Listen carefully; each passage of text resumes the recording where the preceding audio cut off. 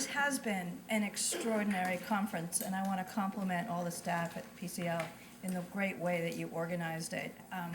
I don't know many conferences that can boast a sellout audience, and that's what you did, which speaks to the good work that you do.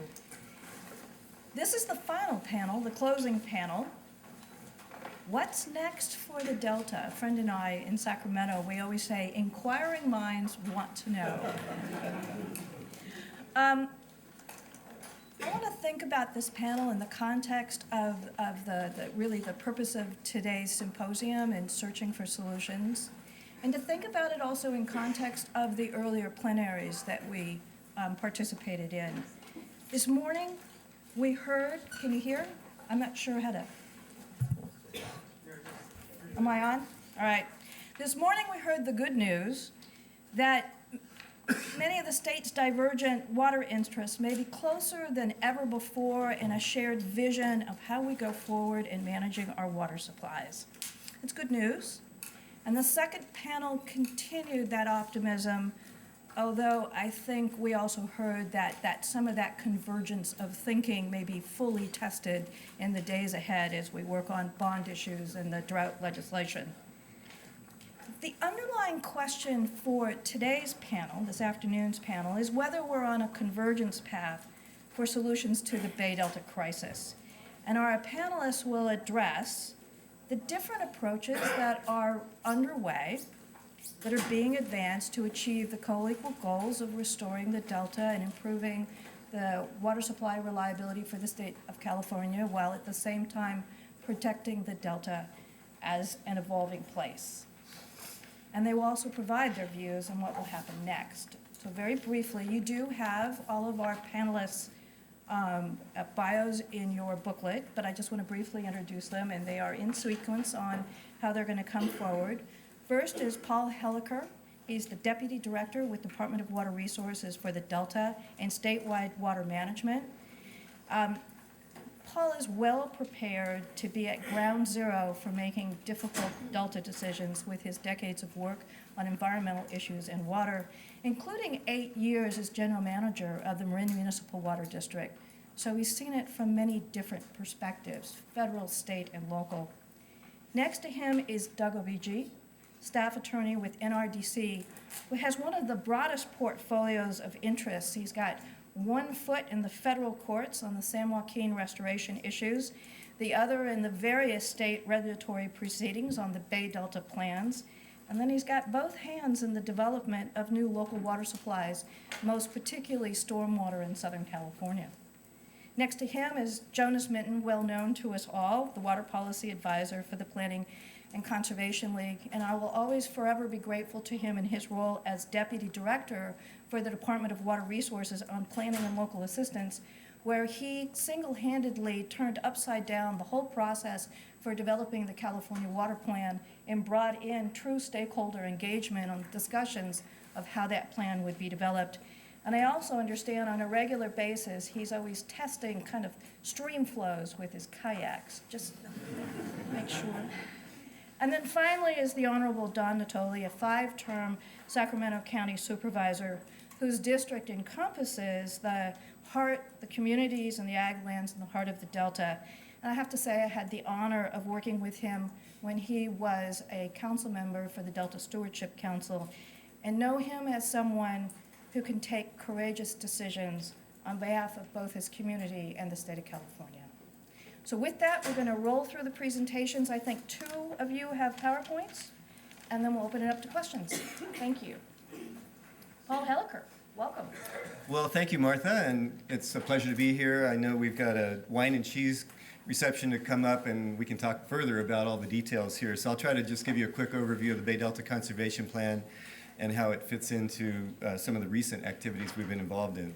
So first of all, what are we worried about here? We're worried about water supplies for the state. 25 million people and 3 million acres, almost 3 million acres of farmland rely on the Delta for water supply in California. And the 2 biggest systems that deliver that are the Central Valley Project in purple and the State Water Project in ochre.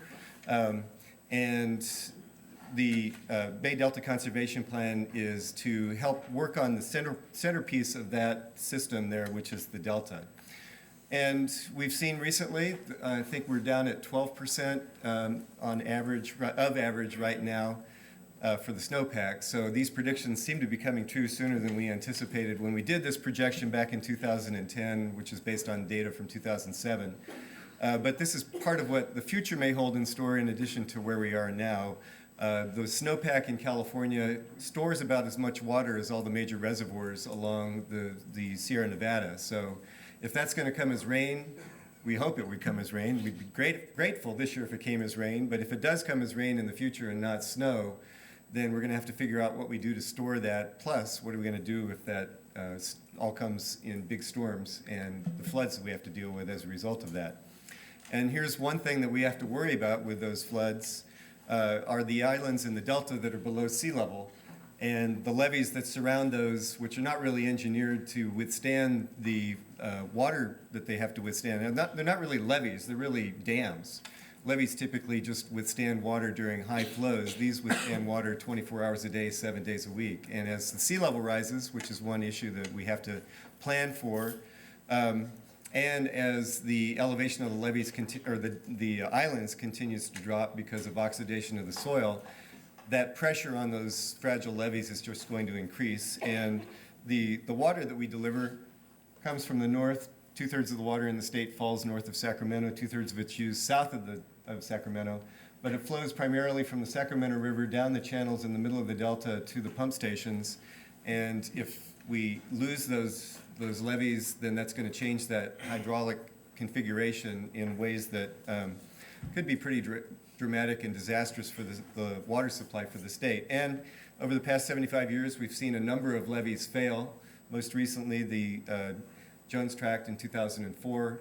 Good news is we have emergency supplies deployed throughout the Delta for those situations where we might face some major disasters. We've been, in the Delta Levees program, which is under my purview at DWR, we've been funding the maintenance of those levees, so they are becoming more durable.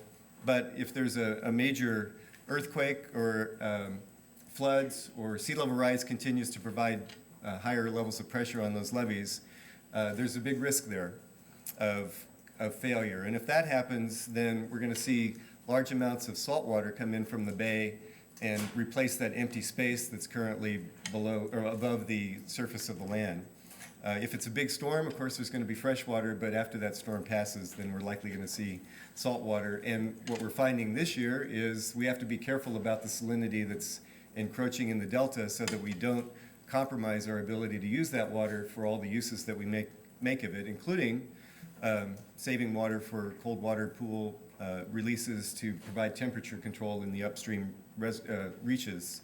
So that's one of the challenges we have right now, is making sure we have enough water for all the needs. So declining species, I don't have the graphs on this presentation. If you see my longer one, I have those showing what's been happening with the various species in the delta, particularly the aquatic species that have been declining over time. They did have a tick up in the mid-2000s, but with the drought in 07, 08, 09, that had a major impact on their populations. So that's another issue, and all the regulatory uncertainty associated with that, of what do we do to try to solve that problem, given all of the various factors that cause problems for the species. So one solution that we've proposed, and this is nested within the context of many, many things that we want to do on water systems throughout the state, but specifically with respect to the Delta, I think, as Chuck Bonham, the Department of Fish and Wildlife Director, says, it's been on his priority list, or their department's priority list, since the 1960s to change the way that we run water through the Delta. And so what we've got is a conservation plan proposed under the state and federal Endangered Species Acts, and a permit request to build a conveyance facility, to change or add a point of diversion for water that would be delivered from the Delta to the north end of the Delta for a variety of reasons, to benefit the species in the Delta, and then couple with that significant habitat restoration to reverse what's happened over the past 150 years of changing wetland habitat to agricultural habitat in the Delta and the consequences associated with that. So we're proposing 100,000 acres of direct conversion of properties that we would buy through the willing sellers from willing sellers, and then another 45,000 acres of farmland that we would protect with easements because there is habitat value for various different types of crops that are grown in the Delta. It's a 50-year plan. The facility that we're proposing to build would, we hope, last 200 years. That's the goal. But the plan itself would cover the next 50 years. And this is the proposed alignment for the two tunnels. They'd be 40 feet in diameter, 150 feet below the surface. We've reduced the number of shafts down to those tunnels from 7 to 5, and we've changed the alignment. The alignment used to go, well, you can barely see it here, but it used to go under the river a couple places. It was going to have impacts on a number of properties. We tried to respond to those property owners that didn't want their houses and packing sheds to be covered by tunnel material.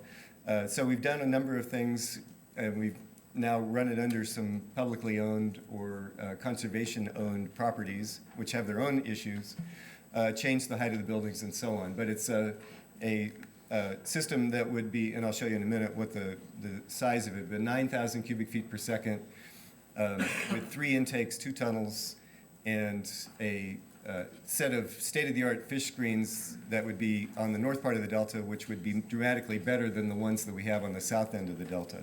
So 100,000 acres of habitat, 65,000 acres in tidal habitat, 10,000 acres of floodplain. We had an experiment last year that showed that we can have some pretty significant benefits for salmon rearing by flooding floodplains and allowing the salmon to rear on a flooded floodplain rather than in the main stem of the channels in the Delta. So we know that that's going to work. We just need to do it on a larger scale. So here's the comparison for those of you who were around in 1982 and had the chance to vote on the peripheral canal. I won't ask you how you voted, but I know in Marin it was, 32-1 against it. It lost by a few percentage points, but overall in the state. But the original peripheral canal was designed to take water not just from the Sacramento Valley, but also from the north coast. That's why it was 21,000 cubic feet per second. The pumps we have now are only 15,000 cubic feet per second. We're only proposing a 9,000 CFS facility now, so it's not actually going to increase the capacity from the Delta. It's just going to change the way we move water through the Delta. We didn't back then have a habitat conservation approach. We do this time, and it's going to be a tunnel, and as opposed to our proposal is a tunnel. We're looking at 15 different alternatives. What's the cost? $25 billion over 50 years. 16 of that would be for the tunnels, and the rest would be for, this number, the 6.9 is for the habitat restoration. We also have a monitoring and adaptive management program. And the water users are going to pay for the tunnels. Taxpayers will pay for the rest, and we think that's appropriate because we're going to be benefiting the ecosystem that will be beneficial for all Californians, and those who are going to use the water can pay for that facility. This is a table, and I'm not going to go into detail, but if you want to go into Chapter 9 in the Bay Delta Conservation Plan, you can find this. But just let me point out that we did a comparison of the costs and the benefits of different alternatives, including the 3,000 cubic feet per second alternative that we've heard from NRDC and others that they would like us to analyze. Now this is, the cost here is for a 2-tunnel version. We also have a cost for a 1-tunnel version, which is about $2 billion less expensive, so it would actually turn that into a positive number, but it'd still be a lot smaller than the net benefits of the 2 proposed alternatives. Other ones, you might say, well, why aren't we building the 15,000 cubic feet per second canal? Because it actually has a $12 billion benefit cost ratio. And that's because there are other things that we need to be concerned about, like what impacts does it have on the species compared to the proposal. So last thing, let me just mention that we have, and this was released finally on Friday, the Water Action Plan. The governor has announced what he wants to do for the next 5 years. A fairly ambitious agenda, includes a whole host of things that people have asked us to include in the BDCP, but since it's only a permit request under the Endangered Species Act, it's really not appropriate or possible to include these things. But local projects, conservation, additional storage. We're also looking at groundwater. The Water Board has a proposed policy there. Flood management, water quality benefits, and so on. And so this is to complement what we're doing with the BDCP. So thank you very much.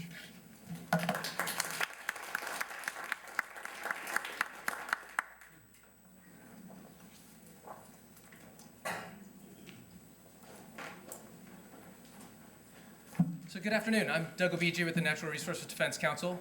Thank you for having me here today. I'm going to give you a little bit different perspective from the state, but we actually agree on a lot of stuff. Just to put this in perspective, I think one of the things that we always lose sight of is that we use so much water in California. And there's nothing like a drought to make you realize just how precious that is and how scarce it really is in many years. Over time, we've dramatically increased how much water we've taken out of the Delta. And that was continuing unabated until NRDC and a coalition of sport and commercial fishing groups and a Native American tribe filed suit back in 2004, seeing a bunch of native species collapsing in the Delta. And we won our case. And the court imposed some pumping restrictions that said, we can't take as much as we used to at the highest levels in the 2000s, but we can still take a lot of water. We can take as much as we did on average in the 80s and 90s today. Taking that much water out of the Delta has had huge consequences for our natural environment. We have a lot of different species listed under the Endangered Species Act, and it's not just the little tiny quote-unquote bait fish that you might read about in the right-wing newspapers. It's about salmon, and it's about salmon fishing jobs. And that's part of the reason why I spend so much time trying to get to a solution in the Delta that works for people and the environment. The state has proposed a plan that would be 3 massive new intakes, 3,000 cubic feet per second each. And just to put a little bit of scale on that, imagine a basketball filled with water. Imagine 3,000 of those filled with water. That's 3,000 cubic feet per second. 9,000 cubic feet per second is obviously more than that. Be 2 tunnels going under the Delta, take that water down to the existing pumps in the South Delta. Also a bunch of money spent on habitat restoration, more than 100,000 acres, as Paul was just mentioning. Historically, back before I worked at NRDC, we had what I like to consider our Nancy Reagan moment when the peripheral canal came up. It was just say no. And that's not where we are today.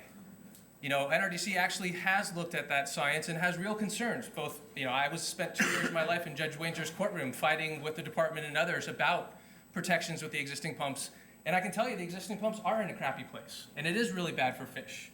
But the question is whether the solution actually is better for people and the environment. And from NRDC's perspective, it comes down to 3 basic questions. Does this really improve reliability of water? Does it really improve the ecosystem? And is it financially affordable and cost effective? And from my perspective, the state's proposal doesn't meet any of those tests. In terms of reliability, there's no question that having a new intake increases your flexibility. No question. But even with that large 9,000 cubic feet per second facility, you're still taking half of your water from the existing pumps, and in the dry years, when you're really concerned about levee failures, you're taking 2/3 of it from the existing pumps. So investing in levees is obviously going to be something we have to continue doing. And paying to do so is a cost that we have to figure out how to pay for. There are also real concerns about whether a tunnel actually is a lot more seismically safe. The Army Corps of Engineers, in their comments on the state's proposal, said it wasn't clear to them that it was actually better. I think the biggest issue, and obviously the one that's in my sweet spot, is on the biology. And from my perspective, what they're proposing right now doesn't meet the cut of what's required under the Natural Community Conservation Act, which the legislature declared was the gold standard of ecosystem recovery back in 2009 under that Delta reform legislation that NRDC supported. The proposal doesn't use the operating rules that the fish agencies developed in 2012, because that would mean taking less water than today.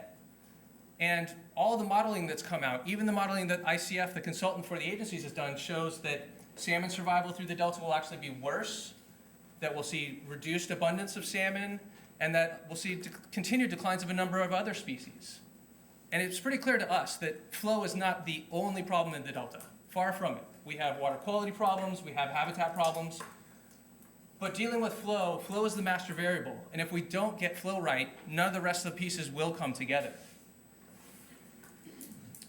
As I mentioned before, in my past life before I went to law school, and I'm a UC grad, UC Hastings, not quite Davis, but you don't get into your first choice every time. But in a previous life, I worked on fisheries conservation in the ocean, and I made friends with a lot of salmon fishermen. And it really is one of my points of pride that I get to work with fishermen today on a proposal to try to protect salmon fisheries so that we have that in the future. Because it is thousands of jobs across the state. It is part of our heritage.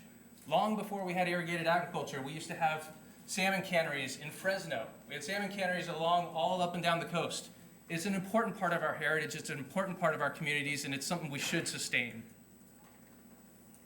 The biggest questions ultimately, I think, are the financial ones about the state's proposal. We are talking about a $25 billion proposal right now.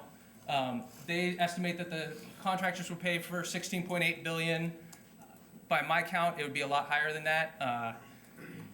There's a bunch of different funding challenges out there that are real concerns, that the LAO, that independent advisors have looked at and raised concerns.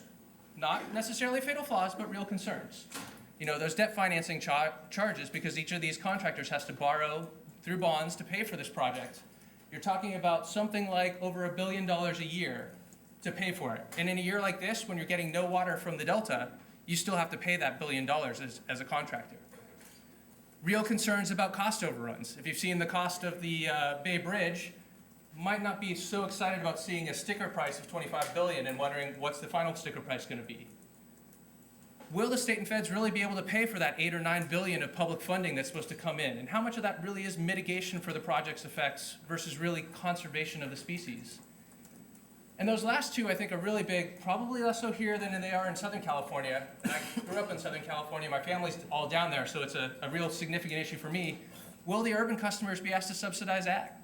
Because right now, most of the agricultural customers don't even pay for the existing cost of their infrastructure. The Central Valley Project customers owe nearly $1 billion since 1960 for the cost of their infrastructure. They don't pay any interest on it, still haven't paid for it. Can they afford to borrow another $9 or $10 billion? And then this last one, and I think this is particularly crucial in a year like this, when we see the communities in Southern California that have reduced reliance on the Delta, they're doing better in drought. The more you pay for BDCP is money you can't spend on local supplies. So NRDC looked at that situation. I spent the last 6 years of my life trying to make BDCP work, and we said, let's look at something smaller.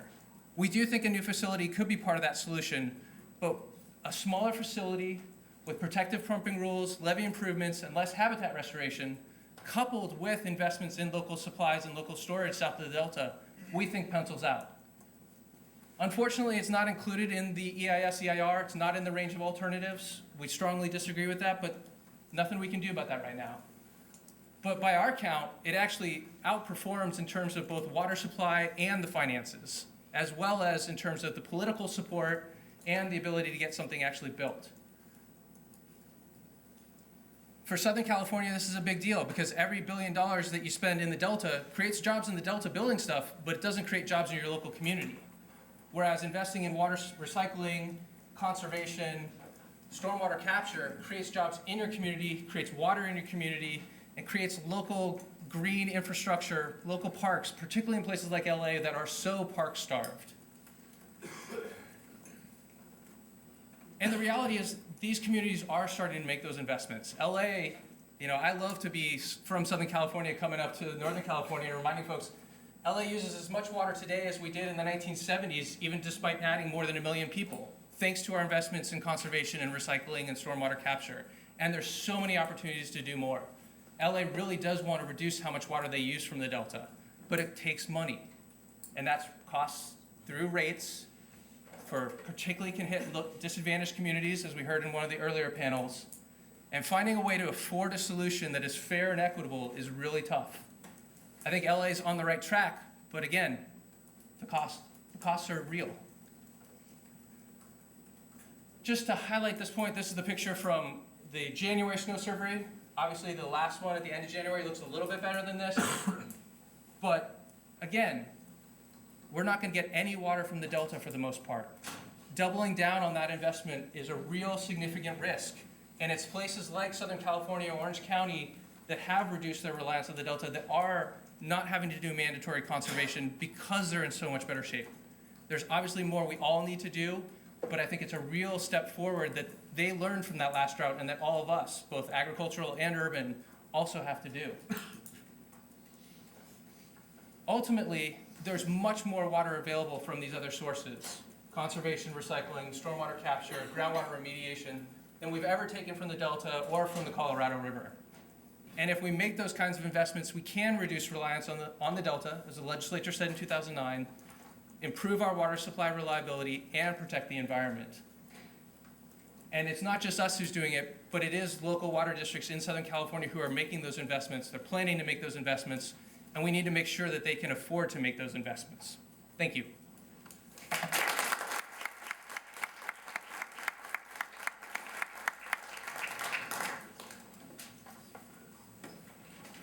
I'm not saying I'm getting jaded about this, but I think I started in 78 with DWR, 1978, not 1878. Started in 78, before the first go-around on the peripheral canal. And then there was, you know, the Accord and CalFed and BDCP and whatever the next 7 issues would be. And so my wife was asking me, well, what do I want to accomplish before I retire? You know, is there anything else? And so I thought about it. And Bruce, I don't, this is not the proper time perhaps to do this, but I am retiring. And so I'm trying to figure out what I'm going to, if there's anything I want to wrap up. And so I only have until the year 2034 when I'm going to be leaving. And so when I look at BDCP, I go, well, that's interesting, and good luck to everybody working on it. How many of you have heard about I mean, it does get frustrating, and you know, people work hard on it, but you just see it generations going through there. How many of you have heard about the Coalition to Support Delta Water Projects? So like very few. How many of you have heard about BDCP? Who hasn't heard about BDCP? So here's what happened. I'm sitting around with Jason Peltier. He's, many of you know, the assistant manager at Westlands a while ago, and we're talking about who's going to sue, whose turn was it to sue the other one next. And finally, Jason just goes, damn it, I'm tired of this. We got to do something now. And if you know Jason, that's kind of just how he is. And I go, well, what are you talking about? Well, yeah, we're going to fight about all these other things, but is there anything we could accomplish in the meantime? And that was an interesting thought. So shortly thereafter, a few people, some people from the Delta counties, Delta Water Interests, Metropolitan, Westlands, Plain Conservation League said, well, that's an interesting question. Why don't we just find a room? And CSAC gave us their conference room, their big room, and said, we're just going to invite anybody in and see if maybe there are 3 or 4 projects that we could actually agree on in the Delta. Just put it out there. You know, I think Chris at Aquamaven, you know, put it out there, and that was our budget. DWR was very kind to fund a mediator for about $35,000, not million, $35,000, and we brought people together. Now, one of the things we did is, you know, I had some ideas of projects, and I said, I think I'll just shut up. So that was an unusual meeting. And we said, that wasn't funny. We said, you guys got any ideas? Well, yeah, we got ideas. Well, the first rule was you had to leave BDCP out of the room. That's why we had the mediator, so we wouldn't kill ourselves and strictly enforce that rule. So I said, are there things we might agree on? Good things in the Delta. And you've got a month to come back with write-ups. We did in 6 meetings, 6 half-day meetings, 6. At the end, 34 fairly prominent opinion leaders in water, the assistant general managers of Westlands and Metropolitan, Contra Costa, supervisors from each of the Delta counties, Barbara Berrigan-Perea. How many letters have you seen signed by Barbara Berrigan-Perea from Restore the Delta and Jason Peltier?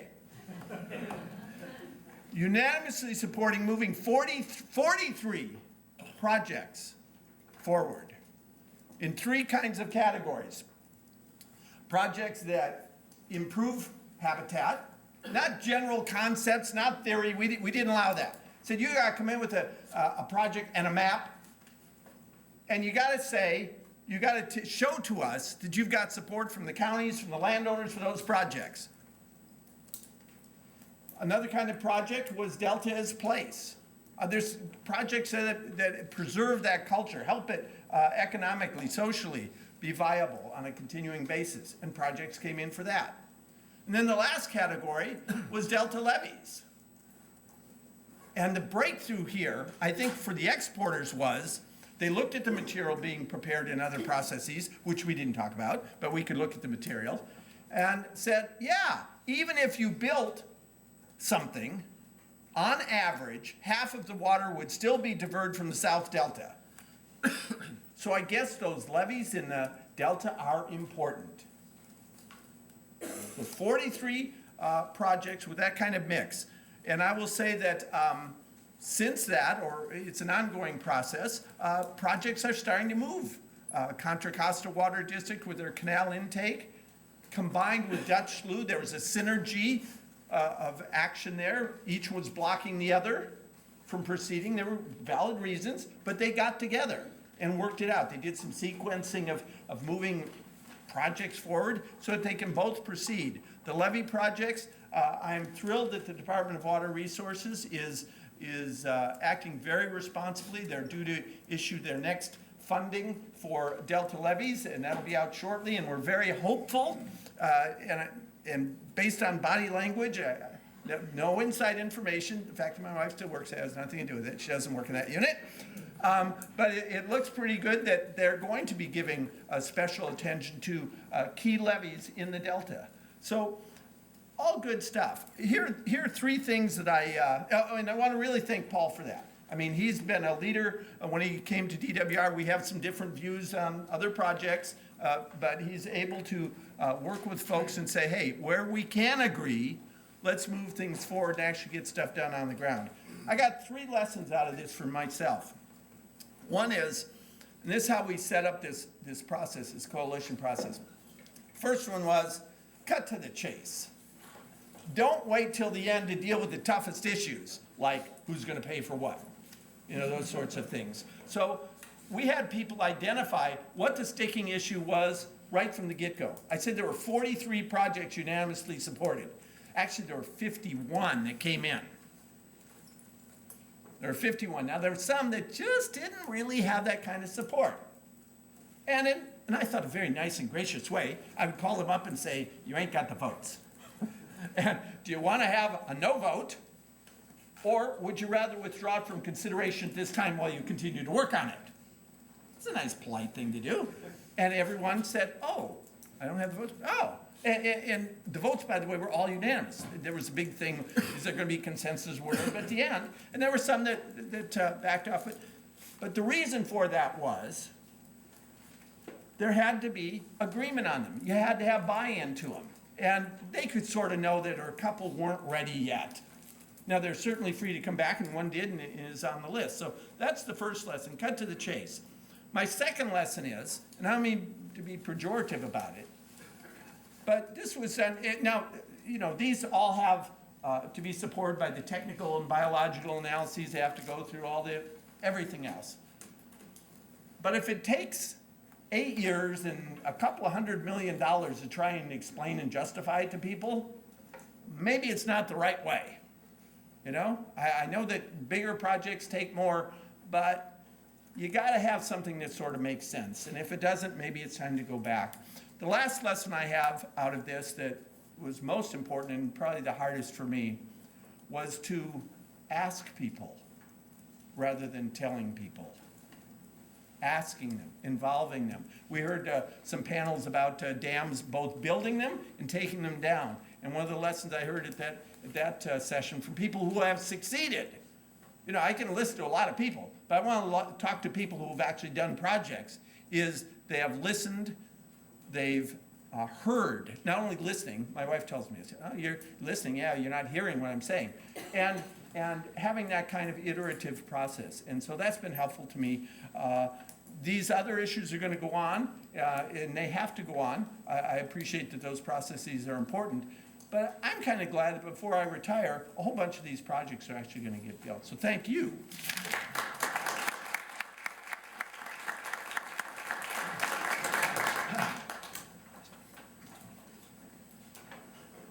Well, I'm the last one standing between questions and answers and obviously the reception, so I'll try to tailor my comments certainly to not only the time, but also to, I think, having had the benefit of hearing my 3 colleagues on the panel today, and certainly to, I want to give credit to each of them for their efforts. I know that from time to time I see them in different forums, and certainly here today they think they provide some very important perspectives for this audience, which is obviously one that comes with a variety of backgrounds and interests.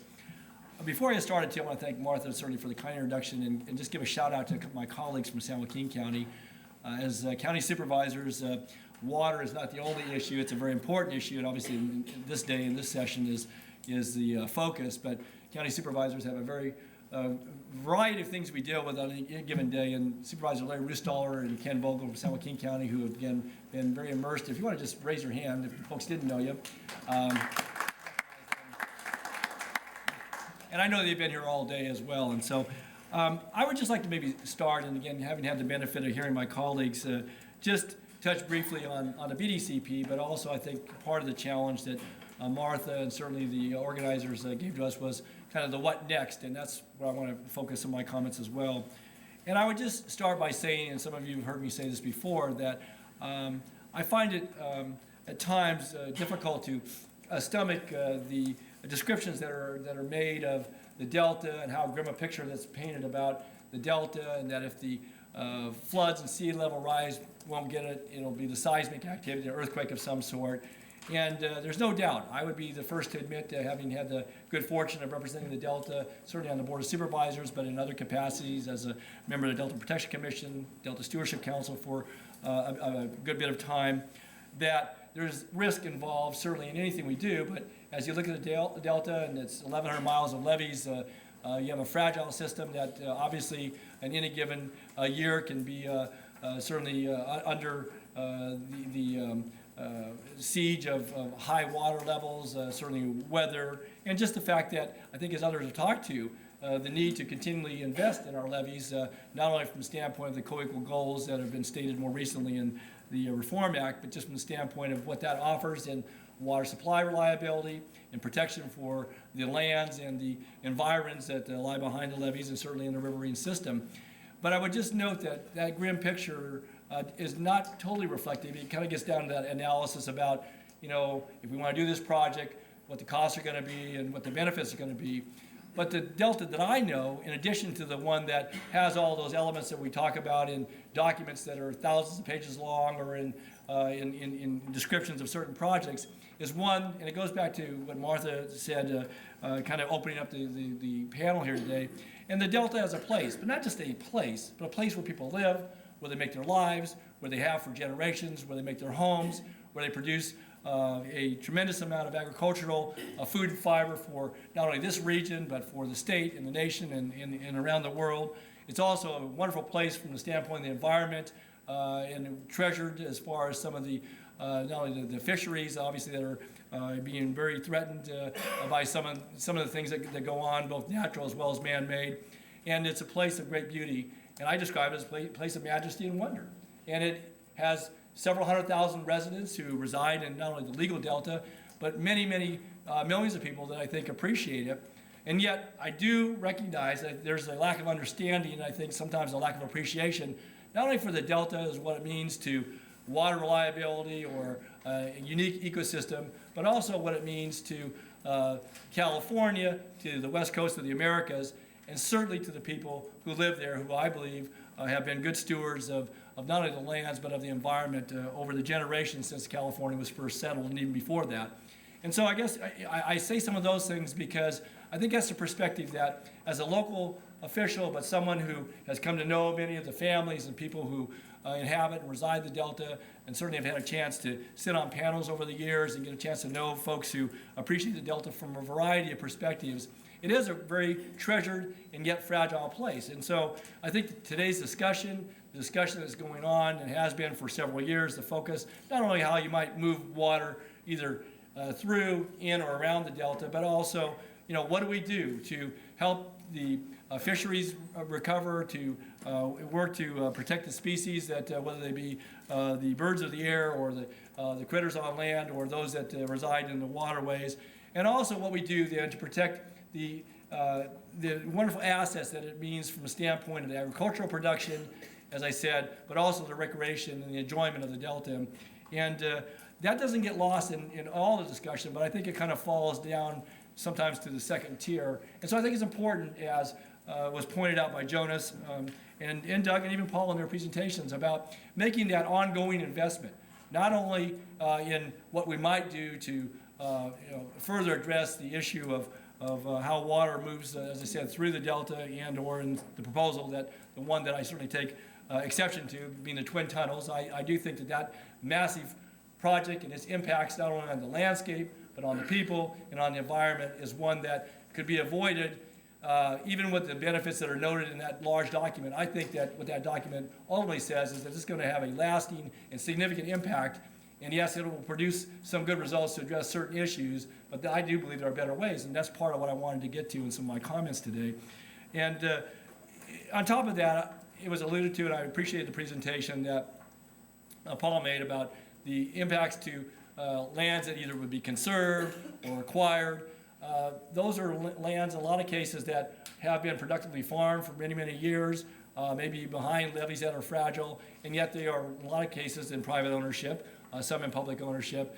And I think that any approach that would begin to either convert and or idle or change the landscape, that landscape, yes, has been changed over the generations, needs to be approached very cautiously. And it's not just 100,000 acres or 145,000 acres.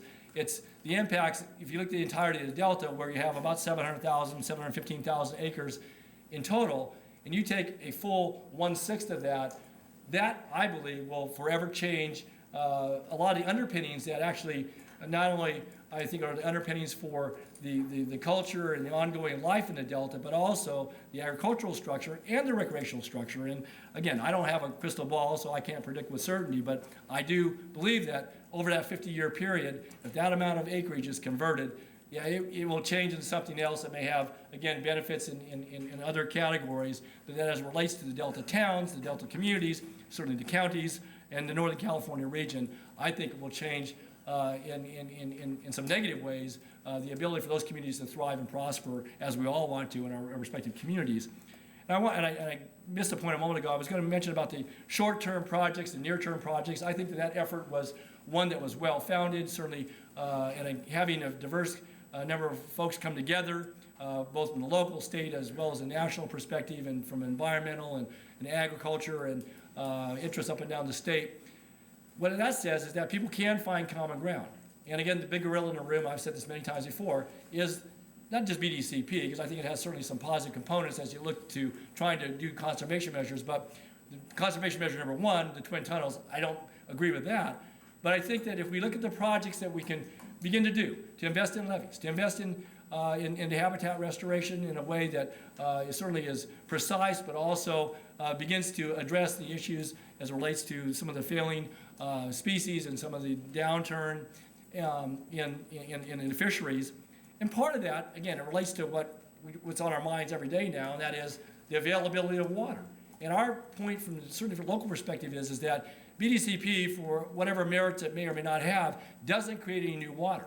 And if we're going to actually, one of the other presentations that Doug made, if you're going to look at ways to either create water or to store it or to manage it, that is where the local jurisdictions are really beginning to put their emphasis. And again, it's not all about saying no. We may say no to this big project over here, but we do believe that we need to be a part of the solution, and that coming to the table with people and the likes of those that are here in this room today and many others, that finding that common ground, as Jonas described in the process that they took with the Projects Coalition, that's where not only you begin, but ultimately I think that's where you end up in a place where you find consensus and you find success. You find success in not only having water for the times in which dry periods, which we're into now, but you also you find that conservation, that the local emphasis on managing both groundwater and surface water, that all those components come together in a way that recognizes that the Delta will continue to be a place where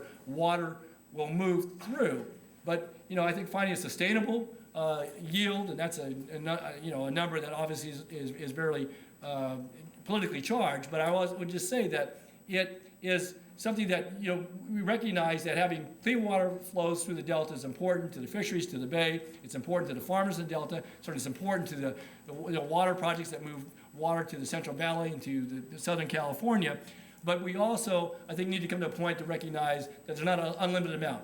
not upstream, nor in the ability to move through the delta. And I think that that's where, from a local perspective, we want to be as it relates to working for a combination of things that, and some of them were embodied and certainly in the governor's water action plan, but looking at strategies for storage, for local regional self-reliance and investments in the local water supplies and in conservation and doing things that recycle water, desalination, and a combination of things that, but there's not really one key answer. And I would just say that we do not subscribe, certainly from the county's perspective in large part, that replumbing the delta is the answer. And in my view, as a local elected official and having done this now in my 20th year, I do, and I see some folks who have been before the Board of Supervisors on planning projects, plumbing is destiny. It's destiny in the sense that if you build it, you're going to use it. And if people get thirsty enough, wherever that's at, if it's to move water supply, with all the assurances in place and everybody's best efforts and commitments at the time, again, I think in years like this, you'll see what a crisis will drive people to have a conversation about it at a minimum. And so I would just say that from the local perspective that we support the effort to invest in levees, to do local projects, both not only in the Delta, but certainly south and north of the Delta, that working together, that we can find consensus, and that, BDCP for, the aspects of the tunnels, that, again, that's an issue that really is a non-starter for those of us at the local level. But we do want to be a part of the solution and recognize the co-equal goals and the importance of water reliability to the people of this state, as well as the fragile ecosystem and its need to be addressed. And again, we're going to be challenged this year, this drought year, and so going forward, we look forward to working with the folks that represent the folks that they do here on this panel, but throughout this room, and hopefully to find solutions that will be cost-effective and ones that will have lasting impact on our ability to manage our water in a way that's smart, but also provides benefits to the environment and certainly to the people, not only half the Delta, but the state of California. So with that, I'm going to stop, and I'll let Martha come up.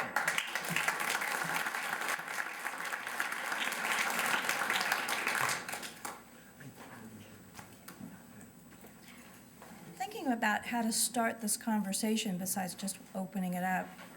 And I think one of the things that's so powerful about where we are today is, in some respects, we're moving into the get real. And I think that's the work that Jonas and others are doing in terms of where can we actually make something happen rather than just talk about making improvements in the Delta. On the other hand, we still have the big picture, what is the bigger fix? And you do have a consensus that there's a problem, we still don't have a consensus on the solution. I think the question I want to start with is to take where you are right now in the work that you're all doing on the Delta and now put it into the context of the drought we're in. There's a lot of people who would sit there and say, I wish that we had done certain things 10 years ago because it would have made a difference now. There are other people who are probably going to say, look at some of the actions that are being taken as of this week, the zero allocation out of the Delta, some of the changes by the state in relaxing the standards, and saying, what does that mean for figuring out where a solution set's going to be that's going to come together for the Delta? And so I'd like to just go down the list and have you through the row and have you talk about, in the context of what you're trying to accomplish in the solutions, how does the current circumstances we're in challenge us, and where might be the opportunities to push forward on areas of consensus? Okay, well, good questions. Over the past few days, we've been looking at what the hydrology is now, and this is 2013 was the driest year on record, 2014 starting off even worse. So we are in an unprecedented situation here. If you look back at historical years, 1977, we wish we were in 1977. That was a great year compared to this year. But 1931, 1924, and what are we seeing now versus what we saw then? What we saw then was salinity intrusion far into the Delta that we are not seeing now, mainly because we have the systems that we have now with the reservoirs that we've been able to store water during wetter times that now is available during drier times. So that's one situation that has changed over the past 70 years, and we are not facing the prospect of water supply being so salty that you can't use it on any agricultural uses or municipal uses. And while we are not delivering any water allocations, we are going to actually end up delivering some water that was reserved from last year to some of our customers. But the other thing that's happened since the 90s is that we do have a lot more resilience built into the system because of the fact that we have additional water supply storage in various parts of the state, and that if we now want to take a look at what we need to do next to deal with these situations, because we will have droughts in the future, maybe more, maybe worse, if climate change predictions come to fruition.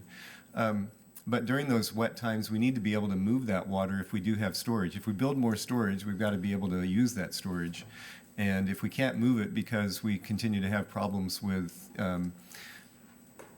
species decline in the Delta and with the way that we move water through the Delta, then it's not going to benefit us at all. And people, if you look at projections of population increases, they're going up significantly. So I think we're going to need solutions on all fronts, including conveyance. And I am pleased to, besides, I know Don has suggested that we have other alternatives he'd like to propose, but we have heard from NRDC and John Garamendi and others that they do believe that we do have to find a way to move water differently through the Delta, given that we probably will continue to do so. So I'm heartened by the fact that we do see a need there.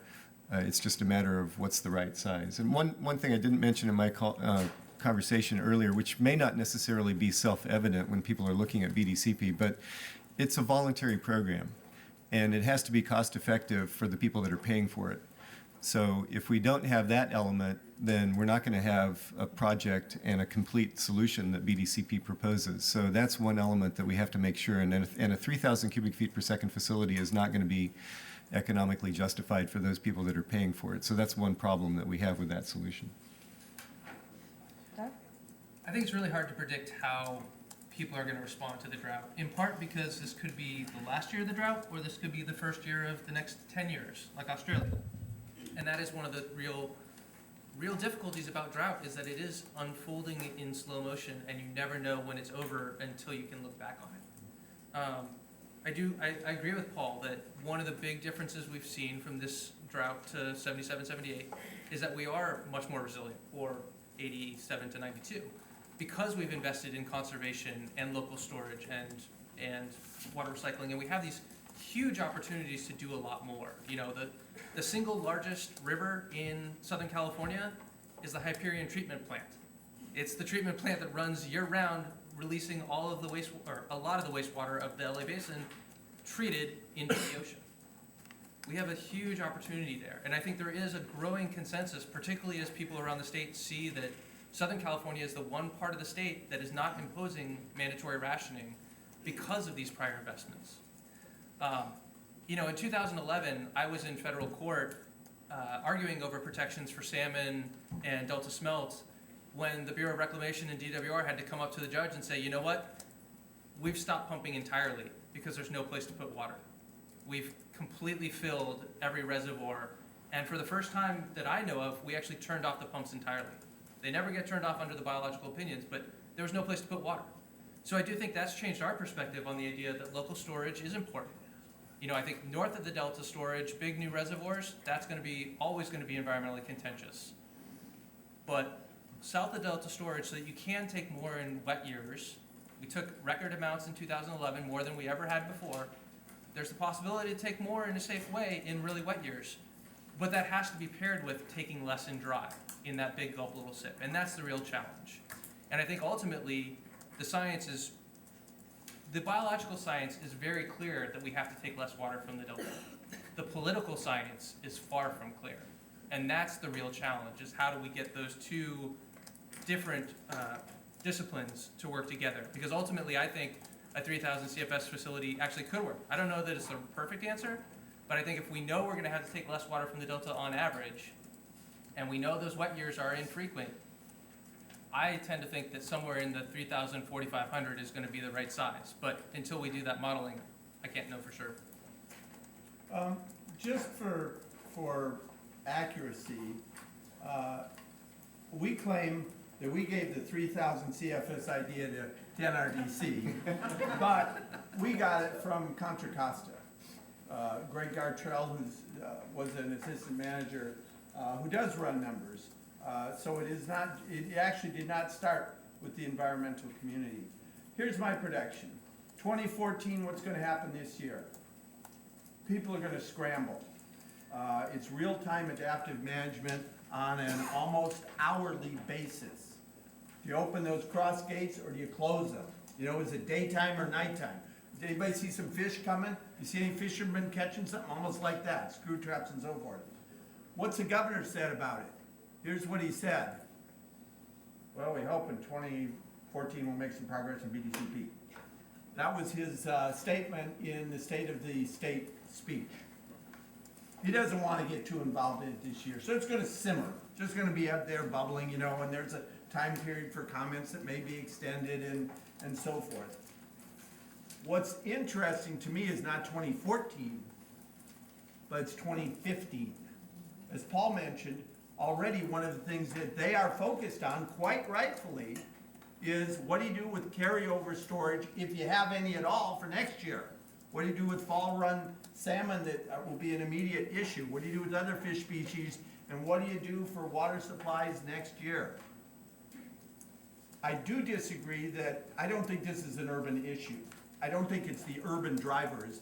As Doug said, cities are learning to get by with less, and they will continue to do so. The untapped resources are more than enough to accommodate their population increase. It's about ag, folks. And that's where it gets interesting in 2015. If it stays dry, you know, you go with a zero allocation, they're gonna try and draw on groundwater aquifers that are sinking literally beneath their feet. They talk about subsidence of delta levees. How about the subsidence in the Central Valley, already affecting some of the canals and distribution systems? So what does the private sector, what do the ags do if next year is dry? What does that do to this balance? And is that the time when we really start thinking about, do we have an agriculture that needs those quantities of water in the driest years to maintain their investments? Or do we go in other directions? Then the last thing I think is going to be interesting and brought into focus is Westland's financial consultant, Westland's, not ours, not Doug's, not the supervisors, said that the cost, the total package cost for BDCP could be as much as $67 billion. $67 billion. Some paid for by the contractors, some by the public, some from where I'm not sure exactly where. And that's, now you're talking real money. And the question is, where do we invest that much money? Some plumbing for the times when water may be there in the future? Or more recycling for water that is a pretty drought-proof supply? Habitat projects that people agree on versus ones they're gonna fight over? That's where it's coming down to the nub.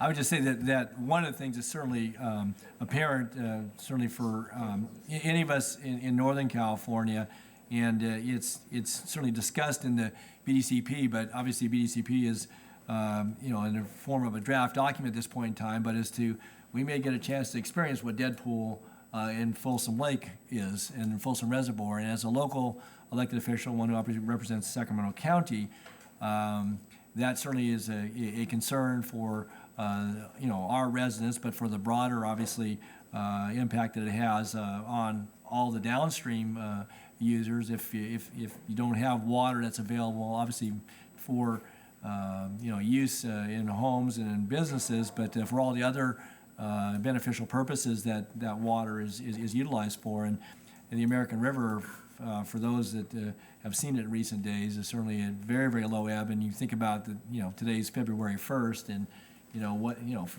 probably as low as it's been since the, again, I don't know, but for this date, and from the standpoint of when, Folsom was first built in the 50s, I got to imagine it's one of the lowest levels during this time of the year. But I mean, it speaks to the issue, certainly to the question, and I do think that, I know there were some sessions earlier today as at the state level, discussions about, what might go before the voters as it relates to water bonds.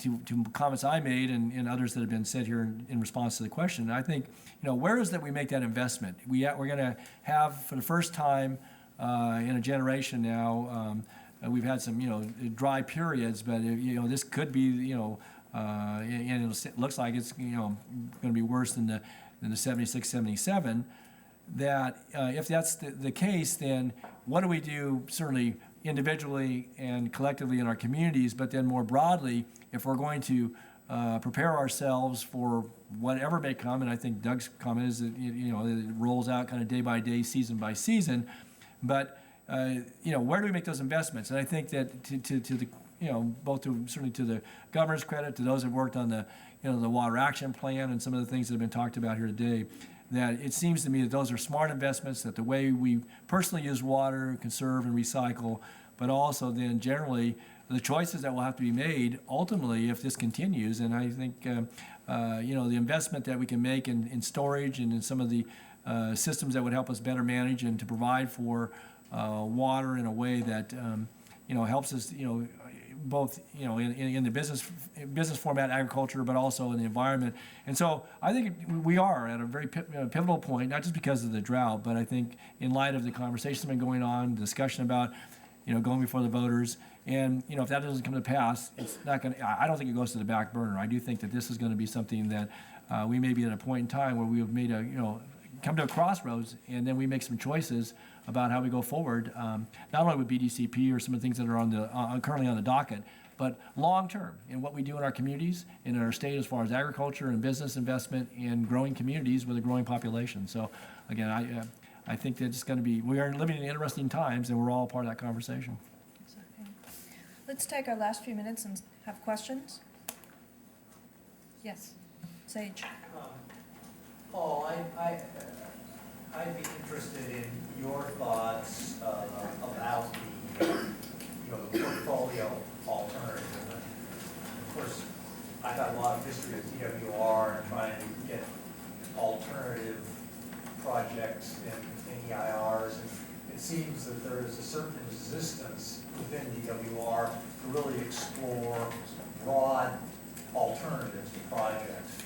But I appreciate your comments on why the EIR didn't really deal with the portfolio approach as an alternative to a $20 billion investment or a $60 billion investment. How do you do that? Well, we did actually deal with the component of the portfolio proposal that's relevant to the BDCP and the conveyance issue. So on that table that I put up there, we did analyze the 3,000 cubic feet per second alternative and compared that to the alternatives that are in the BDCP. The BDCP it's a fairly focused project. It's focused on what do we need to do to change the way we move water through the Delta, and what do we need to do to try to restore the Delta ecosystem.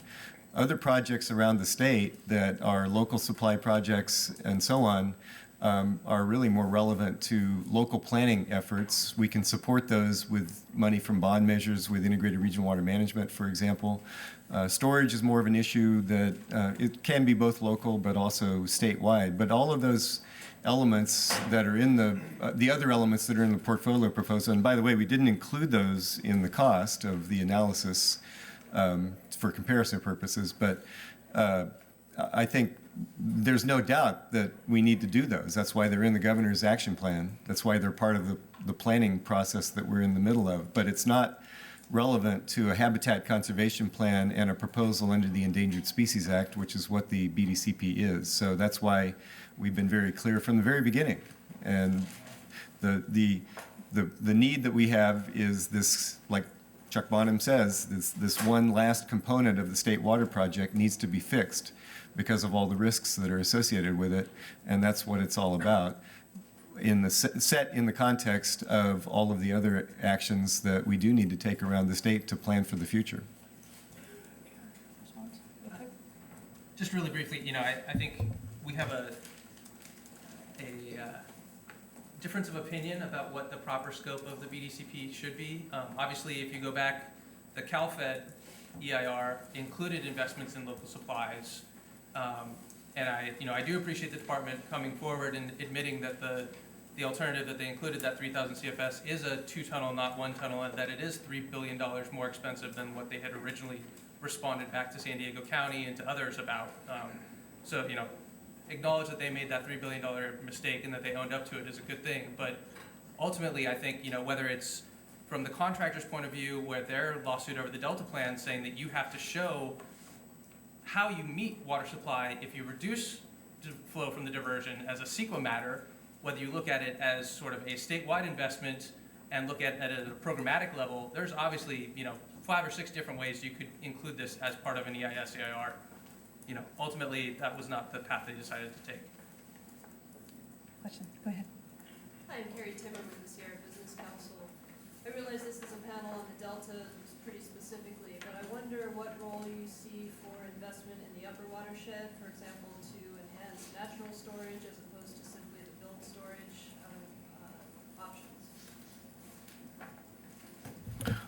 Well, if you look in the governor's action plan, there is a whole section about upstream habitat and restoring meadows and so on and so forth that have to do with trying to provide that benefit for that component of the overall hydrologic cycle.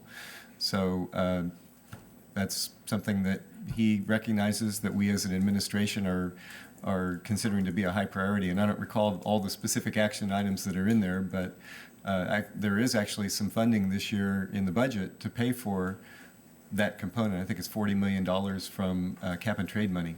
Yeah, I would point out there was very little, there was in fact no mention at all of the Sierra except for the meadow restoration in the first iteration. So thank you for fixing that problem, considering that 50% of the Delta's water, 50% of the inflow to the Delta does come from the Sierra Cascade.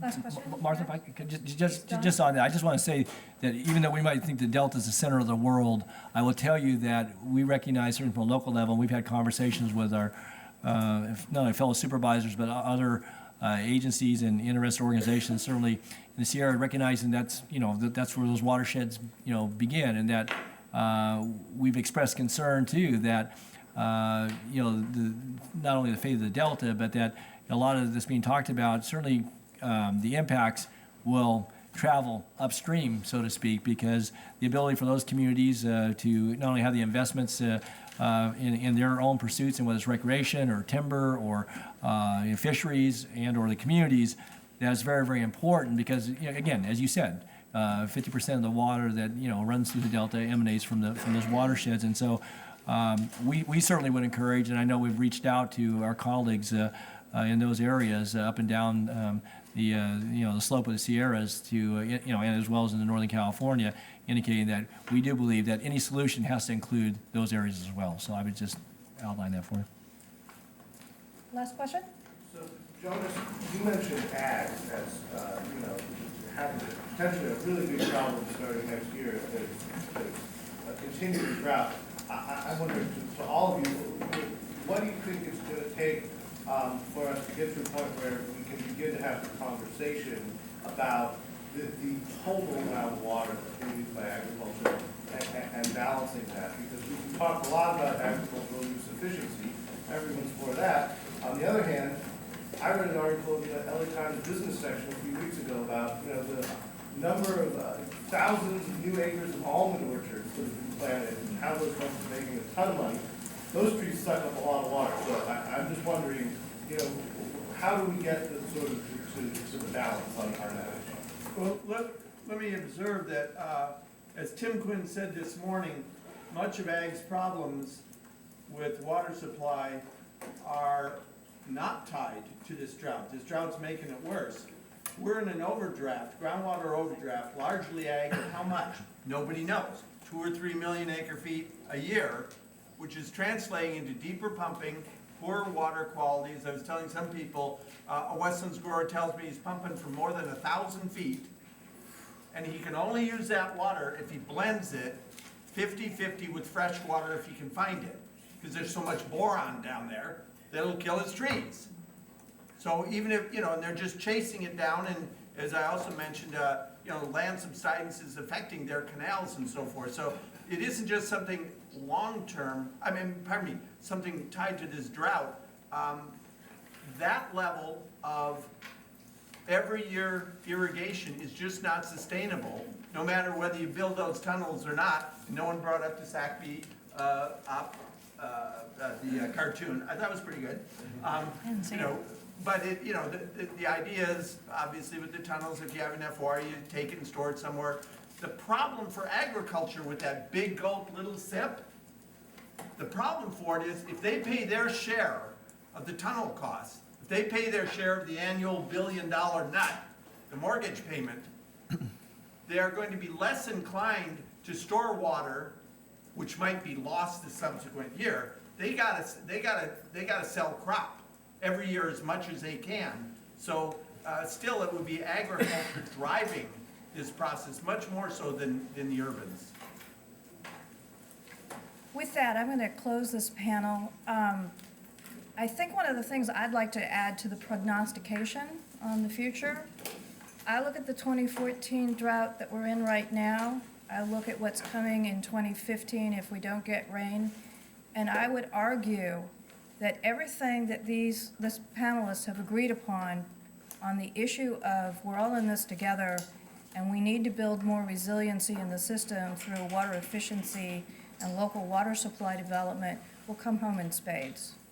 Because at the end of the day, when you're faced with zero allocations, and you're going to be faced with the overdraft in the groundwater basins as well, that'll be part of the issue that the state board is going to be dealing with.